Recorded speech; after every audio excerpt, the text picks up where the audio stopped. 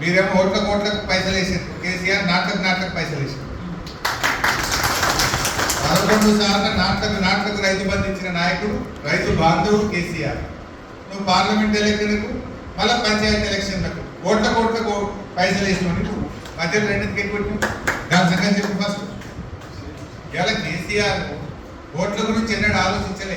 రైతు బంధు పెట్టినాడు ఓట్లు ఉన్నాయా? ఎలక్షన్లలో బీఆర్ఎస్ పార్టీ మేము రైతు బంధు ఇస్తాము అని మీ లెక్క ఓట్లు వేయించుకుంటుందా? గెలిచిన తర్వాత రైతుకి ఏం కావాలనో ఆలోచించి 2018లో రైతు బంధును సృష్టించాడు కేసీఆర్. ఓట్ల కోసం చెప్పాలి. మీరు చెప్పిండు ఓట్ల మీ కేసీఆర్ 10,000 ఇచ్చిండు, మేమైతే 15,000 ఇస్తామని ఓట్ల కోసం చెప్పి ఓట్ల ఎగబెట్టినటువంటి పార్టీ కాంగ్రెస్ పార్టీ. కానీ ఓట్లప్పుడు చెప్పలే. 2018లో మంచి మనసుతో ఆలోచించి ఓట్ల కంటే ముందే రైతు బంధు పెట్టిన నాయకుడు కేసీఆర్. కళ్యాణ లక్ష్మి మా ఎలక్షన్ మేనిఫెస్టోలో ఉందా? ఎప్పుడన్నా మేము గెలిస్తే ఆడపిల్ల పెళ్లికి ₹1,00,000 ఇస్తామని చెప్పినామా? మీరు చెప్పారు. 1,00,000కు తులం బంగారం కలుపుతామని ఎగబెట్టిన వాళ్ళు మీరు. ఎలక్షన్లు అయినాక గెలిచిన ఏడాదిలోనే కళ్యాణ లక్ష్మి పథకాన్ని తెచ్చి ప్రజల మనసు గెలిచింది కేసీఆర్. మీకు మాకు తేడా. మేము ఓట్ల పెట్టాం కళ్యాణ లక్ష్మి. ఓట్ల ముందు ఎలక్షన్లలో చెప్పలే, మేనిఫెస్టోలో చెప్పలే కేసీఆర్.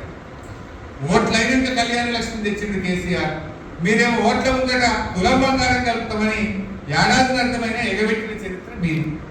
ఇది మీకు మాకున్న తేడా. మిస్టర్ మహేష్ కుమార్ గౌడ్, కొంచెం నోరు అదుపులో పెట్టుకొని మాట్లాడు.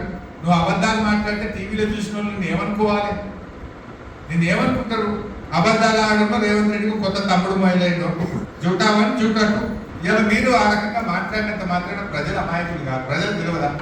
ఊళ్ళలో కేసీఆర్ ఉండగా రోజు చెత్త ఎత్తిండ్రు, కాంగ్రెస్ వాళ్ళు ఎత్తినాక చెత్తబండి బంద్ అయింది, ట్రాక్టర్ వస్తలేదని ప్రజలకు తెలియదా? కాలిపోయిన బుగ్గలు ఊళ్ళలో ప్రజలకు తెలివయా? దవాఖానకు పోతే కేసీఆర్ కిట్టొత్త లేదు, సూది లేదు, మంది లేదు అనేది ప్రజలకు తెలియదా? ఇలా కాలేజీలు చదువుకునే పిల్లలకు 20 నెలల నుంచి ₹1 ఫీజు రియంబర్స్మెంట్ లేక నువ్వు పిల్లల చదువులు ఆగం చేసిన అనే విషయం తల్లిదండ్రులకు తెలియదా? ప్రజలు మనకంటే తెలివైనటువంటి వాళ్ళు. మహేష్ కుమార్ గౌడ్, నువ్వు ఏదో నోటుకు వచ్చినట్టు మాట్లాడి చిల్లర ఉపన్యాసాలు ఇస్తే ప్రజలు మిమ్మల్ని, మీ కాంగ్రెస్ పార్టీని మళ్ళా 10 ఏళ్ళ దాకా మొలకెత్తనియరు. నువ్వు ఏడాది అర్థంతో ఎలక్షన్ ఎందుకు పెట్టలేదా? నీకు భయం పట్టుకున్నది ఓడిపోతావు. భయం పట్టుకొని ఇప్పుడేదో ఎలక్షన్లో పెట్టిన రైతు బంద్ చేసి నయా నాటకానికి తెరలేపారు, కొత్త కథ పెట్టింది. దాంట్లో కూడా చాలా కోతలు పెట్టింది. ఇవాళ బంక చెట్ల మీద మాట్లాడుతూ అసలు కాంగ్రెస్ పార్టీ ఈ 18 నెలల్లో యానని ఒక చెరువు